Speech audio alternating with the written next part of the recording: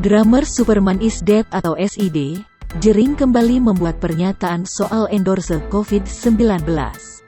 Terbaru, komentar Jering dituliskan pada unggahan Stevie Item yang menyebut bahwa Iko Uwais positif COVID-19.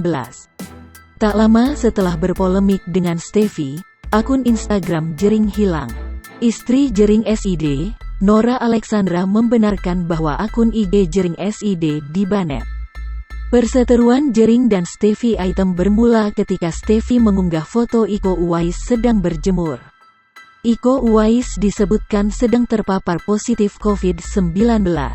Tak sampai di situ, Stevie Item juga menuliskan komentar yang diduga menyindir Jering.